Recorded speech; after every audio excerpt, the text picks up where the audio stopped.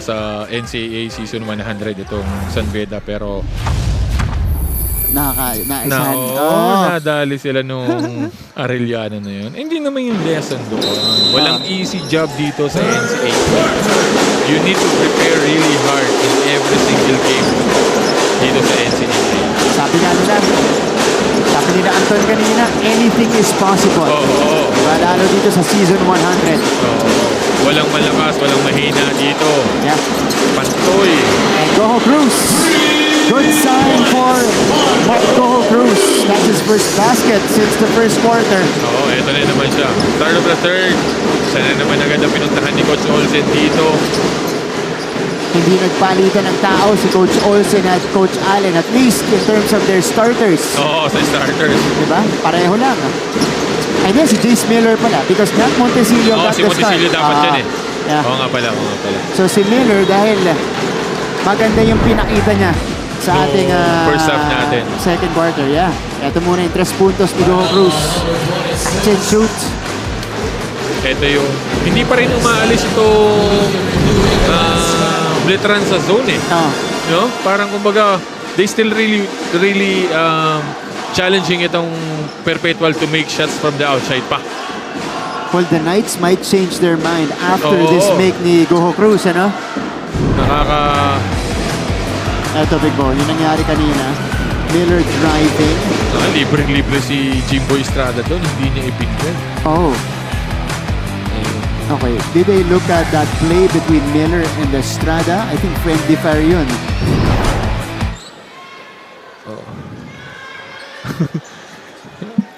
Ang pinaulyata ni Jimboy si Miller. Kaya hindi natin alam kung ano nire-review nila eh. Pwede nilang inadvertent call, di ba? Hindi natin alam kung ano nire-review ng mga referees natin. So sige, we're just waiting for the verdict here. Is it in this sequence? Ayun, no? Diba, friendly fire? That was Estrada on Miller. Officials will stand on the last call. Foul on Jimboy Estrada. So it's a foul on Jimboy Estrada on that rebound. So, bola ng Perpetual. Foul on Jimboy Estrada. And Letran is still in the zone, in the 1-2-2 zone dito sa third quarter natin. Yan yung sinasabi natin, siguro sa scouting reports itong mga coaches natin, both of the teams are really struggling from the outside. That's why they keep on zoning. Hanggang makashoot ka ng 3-4 sa labas, tsaka tayo magpalit. Eto, nakakaisa pa lang itong Perpetual. Ayun na. Pangalawa mula kay Sean Orgo. Yun na yung sinasabi natin. Until you make something sa labas, pwedeng mag-iba yung depensa nitong Letran. Samantalang itong Perpetual, nakatao-tao na sila. Jimboy Estrada. Ito ang tahimik mula kanina pa. Miller! No. Ball is stopped. Outside. Straight to us. Binibigyan niyo ba ng bola si Big Bo? Ito muna yung 3 puntos. Ganda nung hanap ni Nunez doon kay Orgo sa corner. Yung mga ganun high percentage shot yung mga corners para na yun.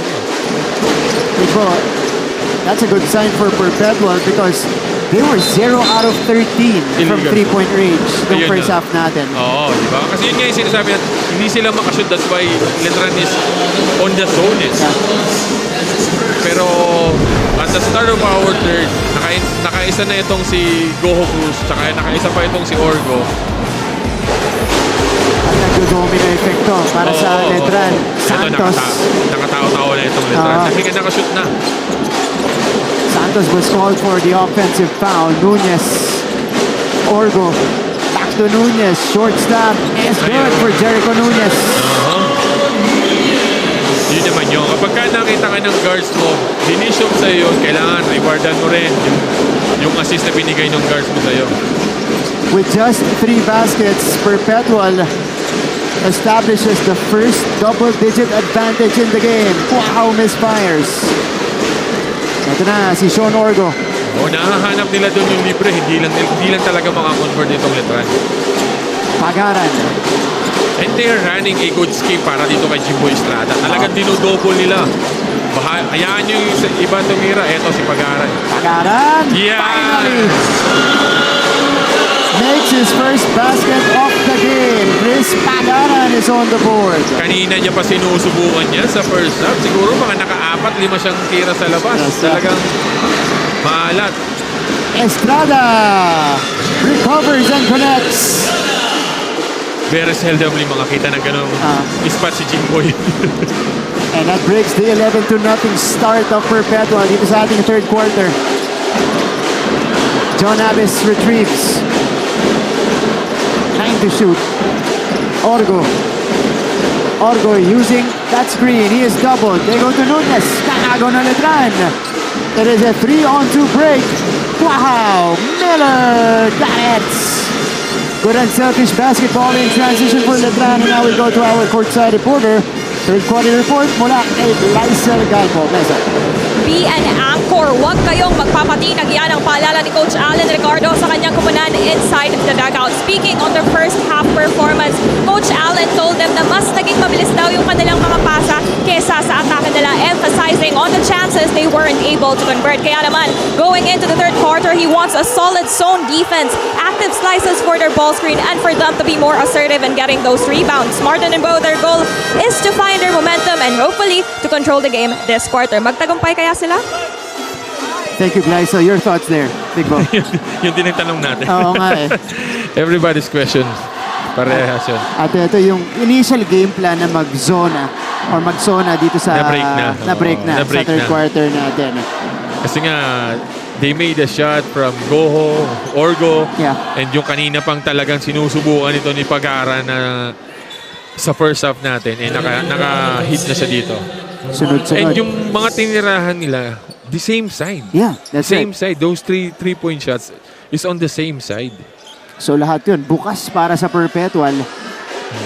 Okay. Nilabas muna ni Coach Olsen itong si Goho. Si Goho Cruz. Oo, medyo may iniinda doon. Okay, they're checking out something. Coach O, I think asked for this. Sinabi nito sa officials natin. Unclear what they are reviewing. Okay.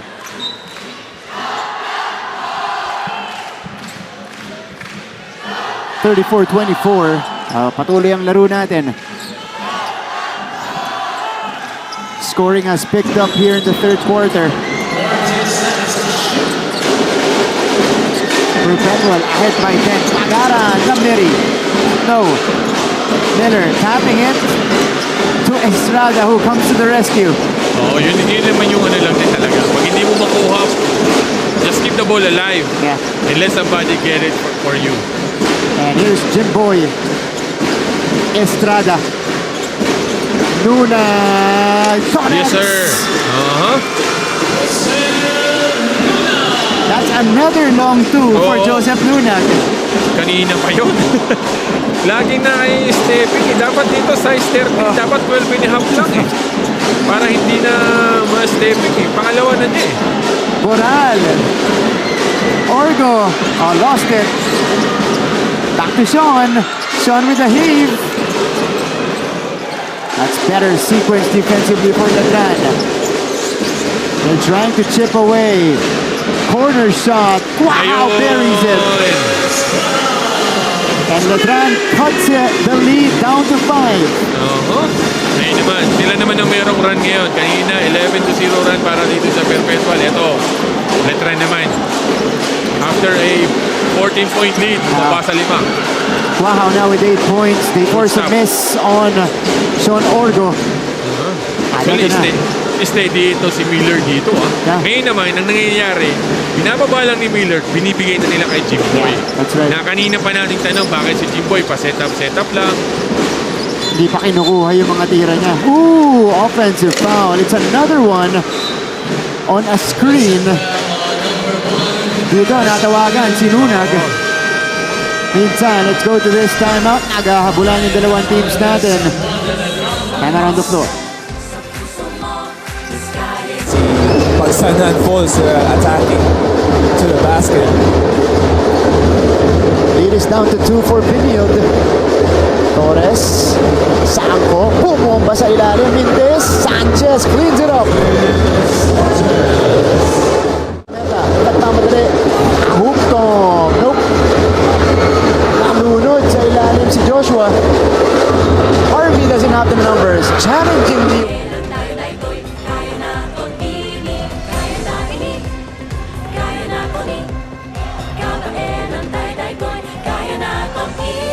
Own the future.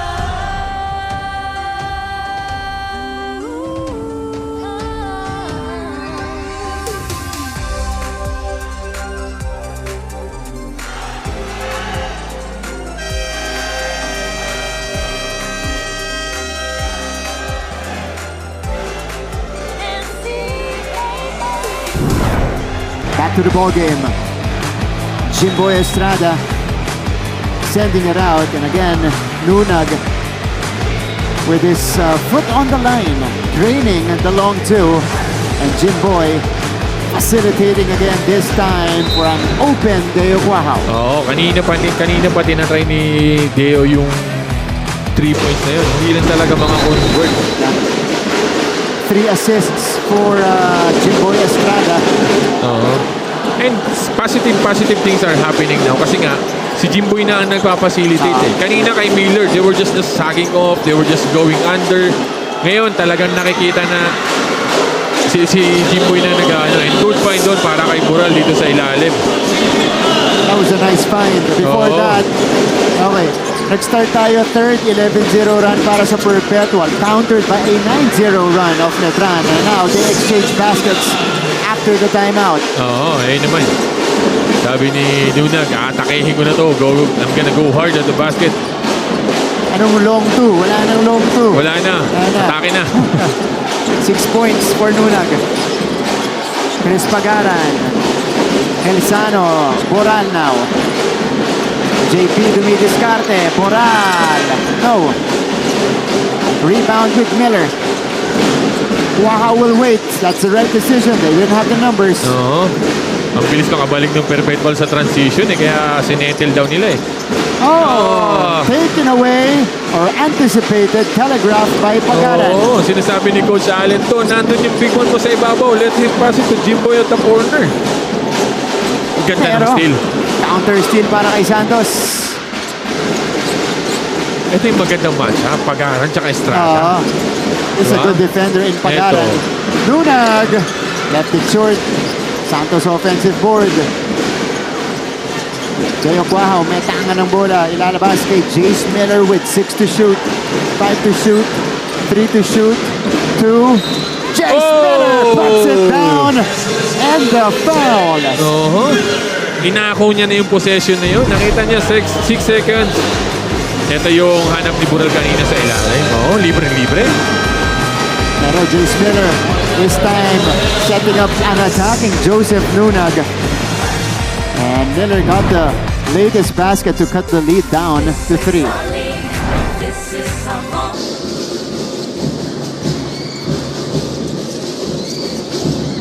Medina from the baseline. Kala ko short. Hindi diretso yung follow through.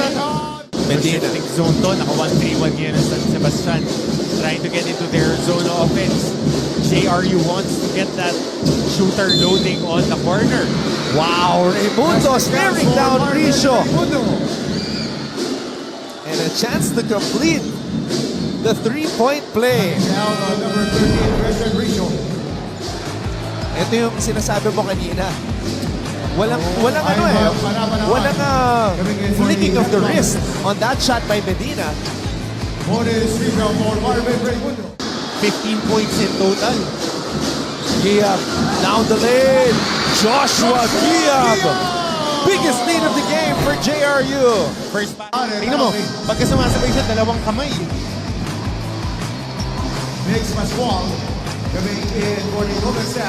Joshua Giab hovering down the lane. Basic lang. dito, pag challenge, dalawang kamay yung supalpal. Kaya ang hirap tawagan ng pushing foul eh. Pagka ang challenge mo, tayo lang. Pana, make it right back. Part of the Film Nation select team just a few years back. Of course, hails from the United States. Dalawa yan ha, either from Texas or Las Vegas, Nevada. Jace Miller making a mark here in the NCAA. He completes the three-point play. Baba ang abante ng Perpetual sa dalawa. Oh, yun yan, as we expected. Lalamang to, may hahabol sa France. It's gonna be a close one. Yeah. Chris Pagaran hit his first shot earlier. Moral Dameri deflected. Nunes nabiyayaan sa ilalim. Oo, challenge to ni Santos. Naiiwan si Nunes para dun sa short na tira ni Bural. Set the basket para dito kay Nunes. Jimboy. Wow. Hesitating. Step back three. He already had a shot there on the first pass by Jimboy. Kaya lang, mabilis naka-recover itong si Bural. Ginawa niya ng paraan. Step back. Walang problema. Nayong Guahao in double figures again. I think for the third straight game for Letran. Oh, scramble for the ball. Scramble. Nakakuha ni Bural. Orgo. Wala. And Jimboy Estrada ripping out the rebound. JP Bural is right underneath him. They're doing a better job of getting the rebounds. Itong Letran ngayon. Look at this. Bural. Yeah, that was deflected. Ito, clean up ni Nunes. But Deo Guahao, gusto niya step back big throw eh. Gusto niya yung mahirap eh. Diba? The last time I covered him, it was Binil against Letran. 3 3 points dito. Ang hihirap po. Challenge shots. Yeah. Eh, meron pa siyang tinira na foul. He's definitely got in his groove dito sa NCAA. Oo. Diba? Estrada, cross court. Letran with a chance to grab the lead. Deo, wow! Inline na naman yun, ha? Malakas lang Malakas talaga. lang, Pero malakas lang. he has that shot. Yeah. Montemayor gets the bounce. Naawa. Perpetual with their third three-pointer in the game. Medyo nag-iiba ang takbo ng Perpetual kapag wala sa loob si Marco No Horus. Cruz. That's right. If is there, ibang-iba ang takbo ng Wow. Oh. naipit. Naipit siya doon. Nalunod si Deo Guahao. Ito na si Axel Manuel. Montemayor. Pizarro. Helsano. Crisp passing by Perpetual. Oo, ganda. Good cut para dito kay... Angelo Helsano yan. Oo, si Elsan. Kanina pa yung dalawang yung napapasakan. Yeah. Jimboy misses. Hold on. Foul on Letran. Bola ng Perpetual. Ang tahimik dito sa ball game natin, aside from Pagaran, itong si Pau Habilinar. Ito yung awa ni Montemayor. Yan. Ito naman yung pasahan. Ito, Montemayor. Apunta kay Helsano. Triangle sequence for Perpetual. Dahil, parang kumbaga nanonood si Deo Guahao doon sa kaya kinatan ito ni nung isang sa Perpetual. Yeah, si Helsano. Si Elsan. Nasa laban na natin si Juven Baliling. Foul! Libre sa ilalim si Pizarro. Yun ang magiging problema mo if you were pressuring from the backcourt. Talagang pagka naitawid dito sa kailangan bumaba na kayo sa depensa. Miller, inside pass, papunta kay Santos. Will not work, and that's how we will end the third quarter action. Perpetual extending their lead and making a big run towards the end of the third quarter to take the 8-point lead. When we return, we'll write the final chapter of this game. Magbabalik ang NCAA Season 100.